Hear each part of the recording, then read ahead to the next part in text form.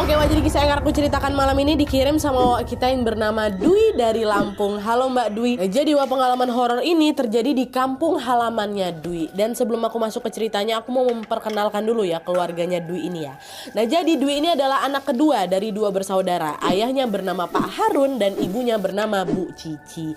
Terus kakaknya bernama Kak Esti ya. Nah, kejadian horor ini Wak bermula pada tahun 94.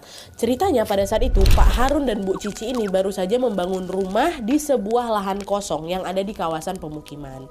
Nah, ketika pertama kali tinggal di sana, Wak, mereka tuh nggak punya tetangga kanan kiri. Gara-gara rumah mereka ini berdekatan dengan rawa-rawa dan berjarak cukup jauh lah dengan tetangga-tetangga yang lain. Dulu nih waktu pertama kali bangun. Mereka tinggal dengan kondisi seperti itu kurang lebih selama 8 tahun Nadia. Nah, sampai akhirnya pada suatu hari pemukiman udah mulai rame nih, ada pasangan suami istri dari luar daerah yang membeli lahan tepat di samping rumahnya Pak Harun. Nah, gak lama kemudian si Pak Sutri ini pun membangunlah rumah di sana dan mulai tinggal di tempat situ pada awal tahun 2002. Nah, dengan adanya Pak Sutri itu otomatis Pak Harun dan Bu Cici ya jadi punya tetangga pas di samping rumah lah ya kan, udah gak sepi lagi lah kayak dulu. Nah, semenjak tetangganya ini pindah ke sana, Bu Cici jadi mikir, wah kayaknya mereka bakal ngundang kita nih buat tasyakuran. Yaudah nanti sekalian aja lah aku kenalan sama mereka gitu. Dan FYI Nat, menurut tradisi masyarakat aku di situ, setiap ada tetangga yang baru pindah, yang pindah ini biasanya akan mengadakan doa bersama supaya bisa dijauhkan dari gangguan-gangguan mistis yang ada di tempat situ dan juga biar bisa akrab lah gitu sama warga-warga lain. Ditunggu 1 hari, 2 hari, 3 hari sampai berminggu-minggu. Kok tetangga baru ini belum juga ngadain tasyakuran nih, belum ngadain syukuran seperti apa yang diharapkan. Nah, setelah dia ngadain tasyakuran, Wak, Pak Sutri ini juga belum memperkenalkan dirinya secara resmi kepada warga sekitar. Mamanya Wawa juga nggak dikenalkan diri gitu loh.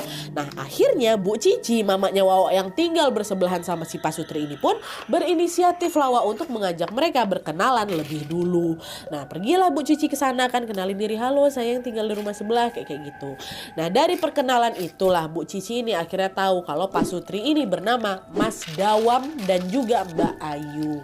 Di mata para tetangga, Wak, mereka berdua ini adalah tipikal Pak Sutri yang lumayan tertutup gitu loh. Mereka ini jarang mengikuti acara yang diadakan sama warga kampung dan jarang sekali ikut sholat berjamaah di masjid ya.